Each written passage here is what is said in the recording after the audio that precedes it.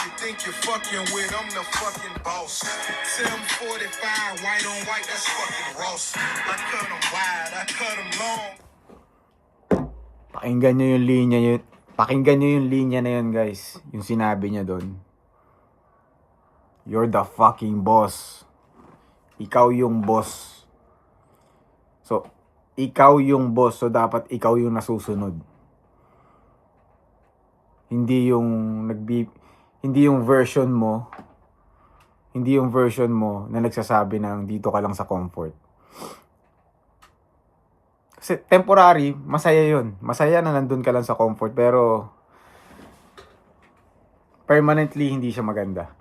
Kasi parang kailangan mong... kailangan balance lahat eh.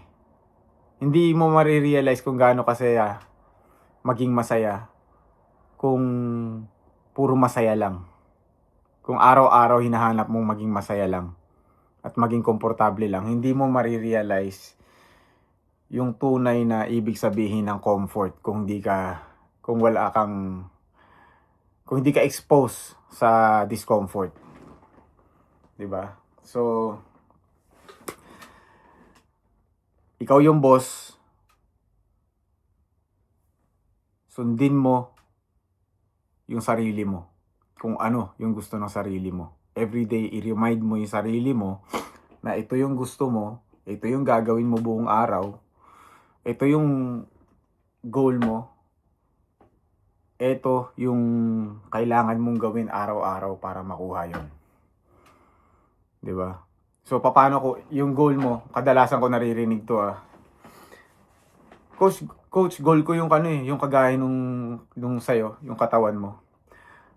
So, okay. Paano kung makukuha mo na kaagad yung katawan na gusto mo, yung goal na gusto mo? Pero may price tag siya. So for example, eto, gusto mo yung goal ng yung batak na katawan, yung best version ng nai-imagine mo, na-visualize mo sa utak mo, gusto mo yun. Pero, eto yung price tag nun. Kailangan mong kumain siguro ng at least mga ilang kilo ng chicken breast na kaya. Siguro may isang toneladang chicken breast na nakain ko sa buong buhay ko. Parang 8 years na rin akong kumakain ng chicken breast So, safe to say may isang tonelada. So, kailangan mong kumain ng isang toneladang chicken breast. So, ito yung kapalit niyan. Isang toneladang chicken breast. Sasakit yung katawan mo ng sobrang sakit. Halos hindi nawawala yung soreness. Halos palagi kang sore. Ano pa ba?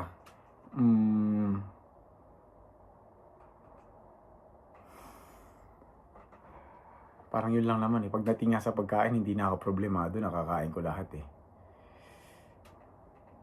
Pero yun talaga. Kailangan mo mag-diet ng dire-diretso. Kailangan mo mag-diet ng dire-diretso. Kailangan mong mag-gym ng ganitong... Mga ilang oras na kaya ako nag-gym sa buong buhay ko. Hindi ko na maano, pero siguro sobrang dami na nun. Siguro lagay natin 1 million hours. 1 million hours. So, pero sobrang dami na. Siyempre, kung sasabihin mo sa akin yun, tapos eto lang, nandun ako sa starting point ko, malulula ka talaga. Kasi yun ang iniisip mo Iniisip mo yung price tag Kaya natin sinusukuan yung mga bagay natin, yung mga bagay na na gusto natin. Kasi hindi tayo willing magbayad nung presyo ng price tag. So kaya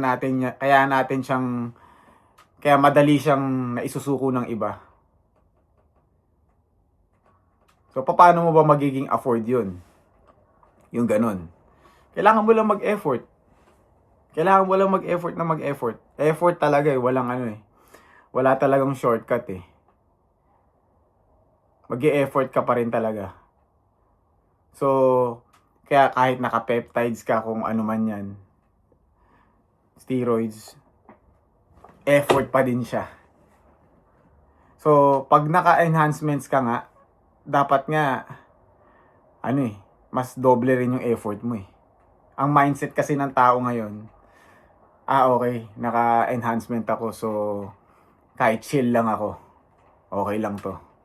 So, nag-enhance ka pa kung ganun yung mindset mo. Kung mag-enhance ka rin lang naman, di gamitin mo na ng todo kung ano yung ginamit mo na enhancement sa katawan mo. Hindi siya reason para maging madali. Kasi magkasing hirap lang sila.